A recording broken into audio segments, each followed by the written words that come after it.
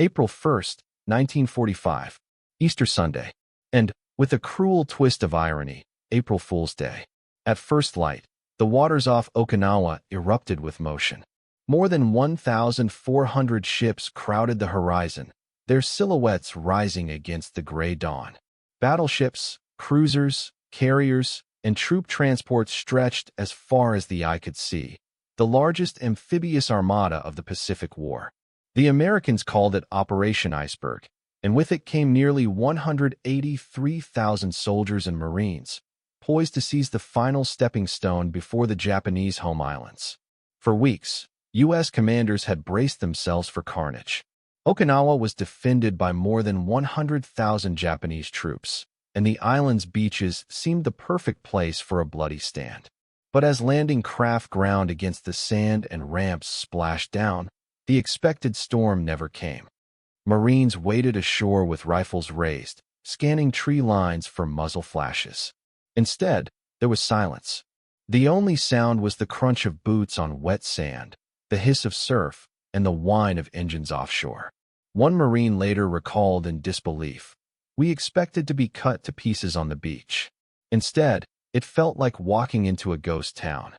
The landing zone stretched across Hagushi Bay, and by midday, 60,000 men and tons of equipment had poured ashore. Bulldozers carved roads inland. Supply dumps grew in neat rows. Commanders marveled that the assault, feared to be the bloodiest yet, had gone smoother than any before. But veterans of earlier campaigns knew better than to celebrate. This quiet was not mercy. It was calculation. General Mitsuru Ushijima, commander of the Japanese 32nd Army, had ordered his men to hold fire. Rather than die in futile waves on the beaches, his troops had withdrawn into the island's southern hills, where they had transformed caves and ridges into a fortress. It was there, among the jagged coral and labyrinthine tunnels, that the real battle would be fought. For the men slogging ashore, however, the sense of unease grew. Overcast skies hung low, muting the tropical light. The air smelled faintly of smoke drifting inland, and the deserted villages seemed too still, as though holding their breath. Marines passed farmhouses with doors hanging open, meals half-eaten, and no sign of the people who once lived there. Some soldiers joked nervously, calling it the April Fool's Landing. But in their hearts, they felt the weight of what was coming. Okinawa was not just another island. It was the last barrier before Japan itself, only 350 miles from the southern coast of Kyushu. From its airfields, American bombers could strike deep into the Japanese homeland. From its harbors, fleets could mass for the planned invasion of the home islands. For Tokyo, Okinawa had to be held at any cost. For Washington, it had to be taken. The Marines pressed inland, meeting only scattered resistance from outposts deliberately left behind. A few snipers fired from palm groves. Occasional mortar rounds arced in from the hills. But the scale of combat expected, the thunderous volleys of artillery, the human wave assaults, was absent. By nightfall, the Americans controlled miles of beachhead. Tanks rolled ashore, their tracks grinding into the mud. Engineers began converting captured airstrips, while chaplains held Easter services on the sand, their prayers mingling with the rumble of distant naval guns. Yet in the hills to the south, Ushijima's men watched and waited. Inside their fortified positions, dug deep into ridges with interlocking fields of fire, Japanese soldiers prepared for a battle of attrition that would bleed the Americans dry. One officer wrote in his diary, "The Americans walk freely on our island. They do not yet realize they walk toward their graves." For the U.S. troops, the day closed with an eerie sense of accomplishment tinged with dread. They had landed on Okinawa, the gateway to Japan, without the slaughter that had defined Poliliu, Tarawa, or Iwo Jima. But no one believed it would remain this way. As the stars emerged over the Pacific and the Great Armada anchored offshore, many men lay awake in their foxholes, staring into the darkness. Somewhere out there, hidden in the hills and caves, the enemy was waiting. The invasion had begun, but the battle for Okinawa was only just unfolding. The silence on the beaches was no accident. It was part of a carefully designed trap. General Mitsuru Ushijima, commander of the Japanese 32nd Army, had studied the fate of his country's defenders on islands like Saipan, Polilliu, and Iwo Jima. There, Japanese troops had tried to repel the Americans at the shoreline, only to be annihilated in hours by naval gunfire and overwhelming firepower. At Okinawa, Ushijima would not repeat those mistakes. Instead, he chose a strategy of endurance, a calculated defense in depth meant to grind the invaders down inch by bloody inch. South of the American landing zones stretched the rugged heart of the island, hills of jagged coral, ridges crisscrossed with ravines, and villages tucked into narrow valleys. Here, Japanese engineers and soldiers transformed the land itself into a fortress. They carved miles of tunnels through limestone hills, built underground command posts, and positioned artillery in hidden caves whose mouths were camouflaged with palm fronds. The most formidable of these defenses was the Shuri Line, a series of mutually supporting strongpoints anchored on ridges and fortified by concrete, steel, and sheer determination. More than 100,000 Japanese troops, including seasoned veterans of China and the Philippines, manned these defenses. Alongside them stood conscripted Okinawan laborers and poorly armed local militias, pressed into service to haul ammunition, dig tunnels, and in some cases, fight. For the island's civilians, the arrival of war was a nightmare. Families were ordered to abandon homes to make way for defenses. Many were coerced into building fortifications or acting as human shields. One Okinawan schoolgirl later recalled in her diary, "We dug and carried until our hands bled. At night, we slept in caves with the soldiers, listening to them whisper that none of us would leave this island alive." Ushijima's plan relied on three pillars: the terrain, the weather, and the will of his soldiers. The steep ridges forced the Americans to fight uphill. The spring rains turned battlefields into seas of mud, bogging down tanks and supply lines. And above all, his troops were prepared to die to delay the inevitable.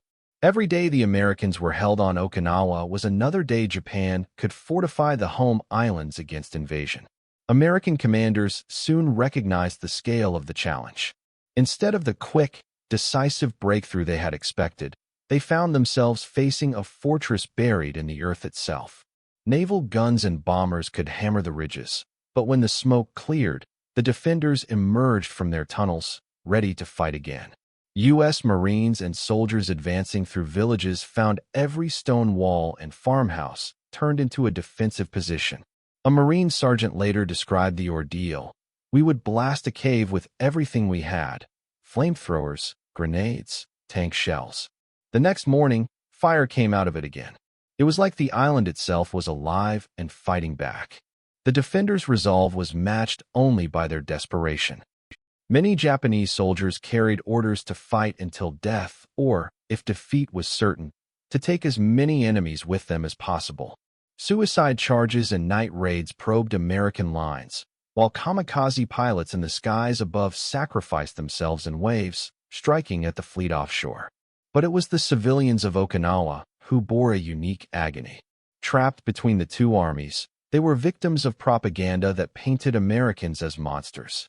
Families were told it was more honorable to die than to be captured. Entire villages took refuge in caves, where hunger and fear gnawed at them daily. Some were forced into labor carrying ammunition under fire, while others were caught in the crossfire of artillery barges that turned farmland into wasteland. In the Japanese High Command's view, every civilian death, every day of resistance, served the same grim purpose: to show the Allies that invading Japan itself would cost oceans of blood. By mid-April, the Americans began to realize the truth. They were not fighting for beaches or airfields, but for every ridge and ravine of Okinawa. The battle would not be won in a swift assault, but in a drawn-out siege of attrition. The island had become a fortress, and every step forward would be paid for in lives. The eerie calm of the invasion's first days had ended. Ahead lay the Shuri Line, the heart of Ushijima's defense and the stage for one of the most brutal contests of the Pacific War. While U.S. Marines and soldiers clawed their way through Okinawa's ridges and villages, another battle raged beyond the shoreline, one fought in smoke, fire, and steel upon the restless Pacific. For the U.S. Navy, The seas around Okinawa became a hell of their own, as Japan unleashed its most desperate weapon, the kamikaze. In late April 1945, the Japanese launched Operation Tengo, the largest and most ferocious suicide air campaign of the war. From airfields in Kyushu, squadrons of young pilots, many with only weeks of training, were loaded into aircraft packed with explosives and given one-way missions against the Allied fleet. Their orders were simple: crash their planes into American ships, no matter the cost. The results were devastating. On April 6 alone, more than 350 kamikaze aircraft hurled themselves at the U.S. Armada. Destroyers on radar picket duty bore the brunt, positioned miles offshore to give early warning of incoming raids. One sailor recalled the nightmare. "We saw the planes coming low over the water, sun glinting off their wings.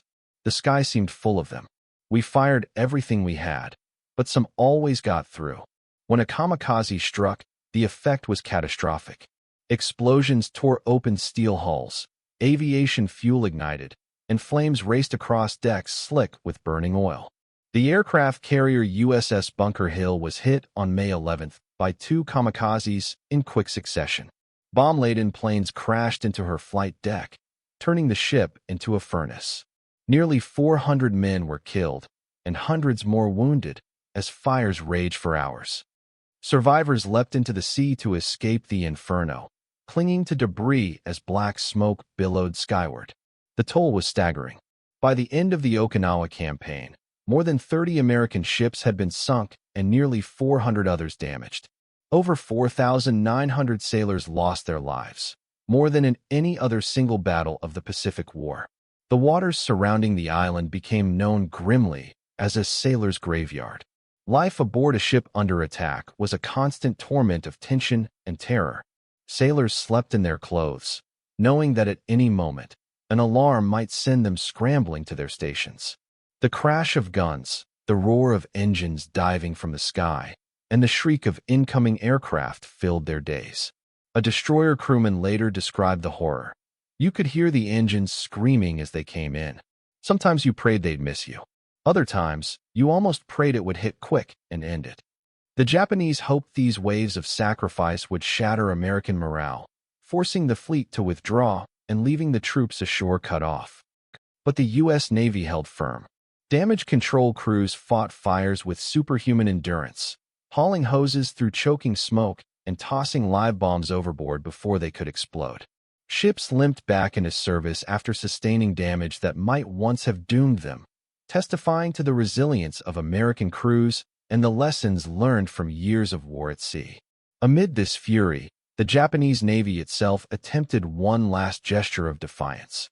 On April 7th, the battleship Yamato, pride of the Imperial Fleet and the largest warship ever built, steamed south with a token escort to attack the U.S. fleet at Okinawa.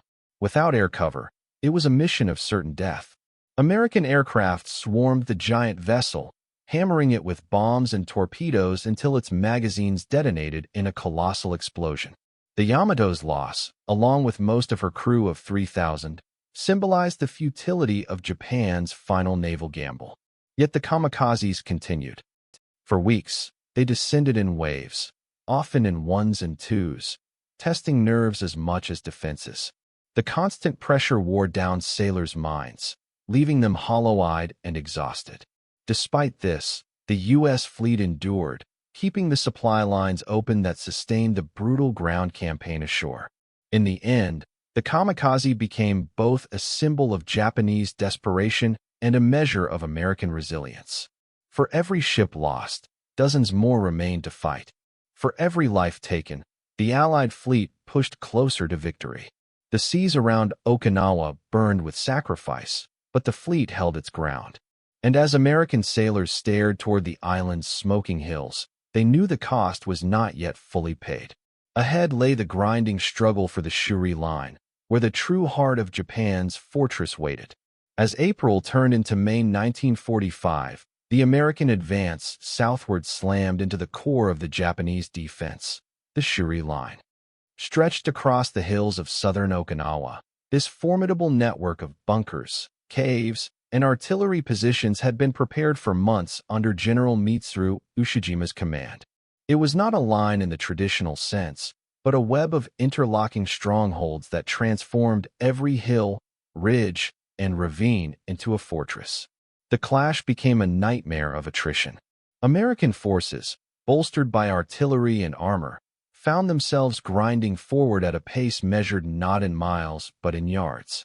The most infamous struggle came at Sugarloaf Hill, a modest rise on the map but a linchpin in the Shuri defenses. From May 12th to May 18th, Marines of the 6th Division hurled themselves at the hill again and again. Each assault was met with ferocious counterfire, mortars, machine guns, and snipers concealed in caves. One Marine later recalled, "You couldn't tell where the fire was coming from. You only knew that every time you moved, another man went down." The slopes of Sugarloaf were blasted into mud, slick with rain and blood. Casualties mounted at staggering rates. By the end of the battle, over 2,600 Marines had been killed or wounded for a patch of ground barely 300 yards long.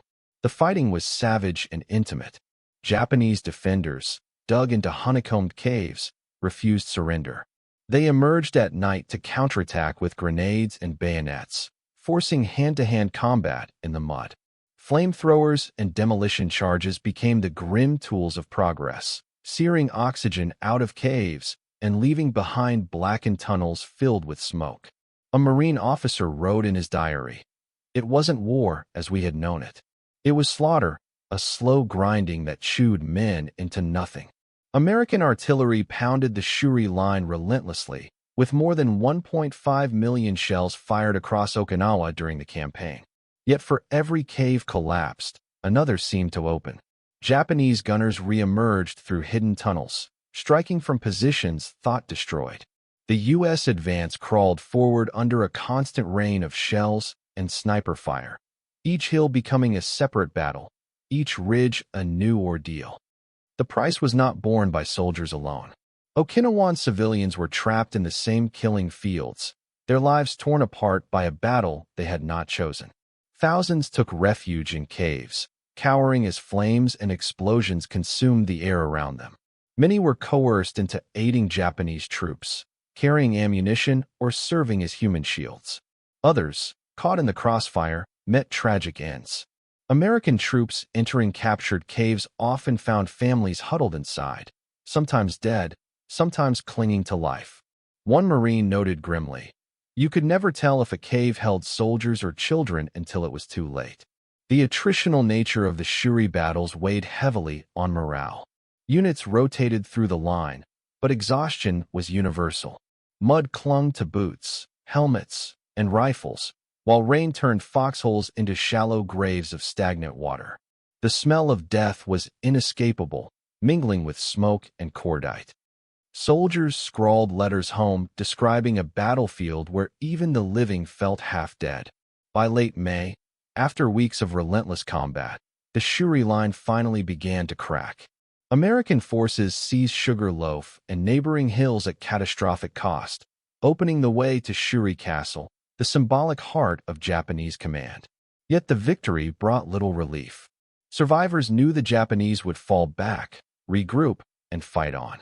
The campaign in the south of Okinawa had become a meat grinder in every sense, grinding down armies, grinding down civilians, and grinding down the very land itself.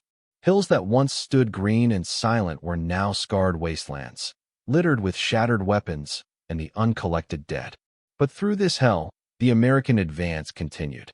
Ahead lay the ruins of Shuri Castle itself, and the grim task of breaking the last organized resistance of the Japanese 32nd Army. The cost would be immense, but so too was the determination to finish the battle. While soldiers clashed across ridges and trenches, it was Okinawa's civilians who bore the deepest scars of the battle. The island, home to nearly 300,000 people, became the battleground of empires, and in the spring of 1945, its population was caught in a nightmare of fire and steel. From the first days of the American landing, the Japanese 32nd Army pressed civilians into service. Men and boys were drafted into labor battalions, forced to haul ammunition, dig fortifications, and carry the wounded. Even women and schoolchildren were mobilized, handed bamboo spears and grenades, told they must defend the homeland. One Okinawan survivor later remembered, "We were given no choice. Either we fought, or we were treated as traitors." Others fled into the island's caves, believing they would provide shelter from the shells. Instead, the labyrinths became tombs. American flamethrowers and artillery, aimed at flushing out Japanese defenders, consumed the same places where families huddled in terror. Smoke and fire rolled through caverns, leaving behind suffocated civilians who had never carried a weapon. Marines who entered these caves were shaken by the mingling of soldiers and innocents, unable at times to distinguish one from the other until it was too late. Japanese propaganda deepened the tragedy. Civilians were told that Americans would commit unspeakable atrocities if they were captured. Fear became a weapon, pushing entire families toward desperate ends. At Mabuni and other coastal cliffs, hundreds chose suicide over surrender. Mothers clutched children to their chests and leapt into the sea. Fathers pulled the pins on grenades in crowded shelters, killing their families before Americans could reach them. Survivors recalled the screams echoing across the cliffs, carried on the wind over the waves below. For American troops, these scenes left lasting scars. Infantrymen advancing through the rubble of villages found bodies of civilians tangled in collapsed homes or lying beside Japanese soldiers. One Marine later wrote, "I thought I had seen war, but nothing prepared me for Okinawa. It was not just the enemy who died here, it was everyone." The battle turned ordinary landscapes, rice paddies, fishing villages, schoolyards, into charnel grounds where war consumed all. The tragedy was compounded by disease and starvation. Crops were destroyed by shelling, wells fouled by corpses. Families wandered between battle lines in search of food, only to be caught in artillery crossfire. Children, orphaned and malnourished, scavenged among the dead. By the battle's end, an estimated one-third of Okinawa's civilian population had been killed, a toll unmatched in any other single campaign of the Pacific War. Some American units tried to aid survivors once areas were secured. Field hospitals treated wounded civilians alongside soldiers, and food rations were distributed where possible. Yet these gestures could not undo the devastation. The overwhelming scale of destruction had reduced villages to ash and entire communities to memory. The island's cultural heritage, its temples, its ancestral tombs, its traditions, was shattered alongside the lives of its people. In diaries recovered after the battle, Okinawan voices speak across the decades. One schoolgirl wrote in the spring of 1945, "The sky is always full of fire. We have no home, no food. My brother is gone. My mother cries and says we should follow him into the sea." Another survivor, decades later, could only reflect. Okinawa was the place where humanity itself was lost. The suffering of Okinawa's civilians became one of the most haunting legacies of the campaign. Their plight revealed the terrible cost of modern warfare when entire populations were drawn into its grip. The island was not simply a battlefield, it was a graveyard of soldiers and innocents alike.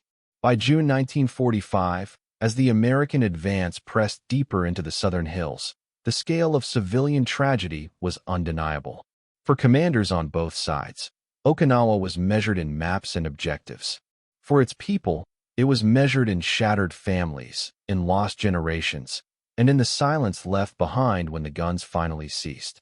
By late June 1945, the Battle of Okinawa had reached its tragic crescendo. The Shuri Line, once the backbone of Japanese resistance, had been shattered by relentless American assaults and weeks of ceaseless bombardment. Hills that had cost thousands of lives to seize now lay scorched, stripped of trees, their slopes littered with wrecked artillery and broken bodies. The Japanese 32nd Army, once over 100,000 strong, had been reduced to fragments, fighting in isolated pockets with no hope of relief.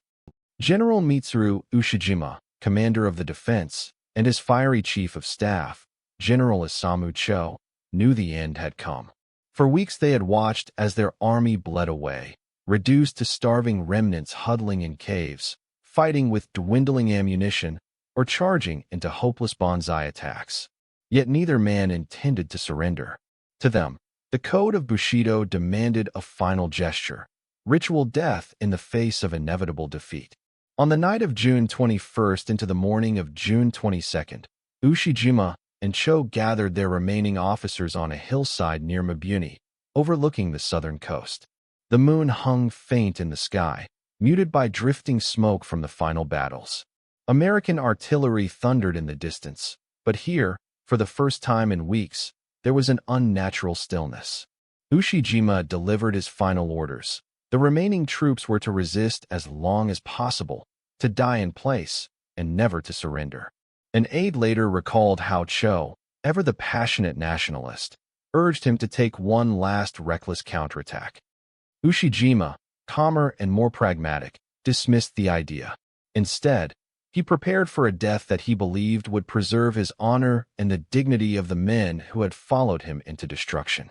At dawn on June 22, 1945, the two generals performed seppuku, the ritual suicide of the samurai tradition. Their aides acted as kaishakunin, delivering the final stroke to end their suffering. It was a symbolic end, the last act of the commanders who had overseen the bloodiest battle of the Pacific War. When American forces later discovered Ushijima's body, laid with care and dignity, they buried him with military honors, a gesture of respect for an enemy who had fought with unyielding determination. One U.S. officer later reflected, "In that moment, we understood the measure of the men we had faced. They were enemies, yes, but also warriors bound to their own code." With the deaths of Ushijima and Cho, organized Japanese resistance ceased. Yet scattered fighting continued in pockets across Okinawa. Small groups of soldiers refused to lay down their arms, launching desperate night raids or hiding among the devastated civilian population. For many Americans, the eerie silence that followed weeks of thunderous shelling felt surreal, as if the island itself was holding its breath. Marines described walking across fields once alive with gunfire, now silent except for the cries of wounded civilians or the buzz of flies over corpses. The cost of victory was staggering. The United States had lost over 12,500 dead and more than 50,000 wounded.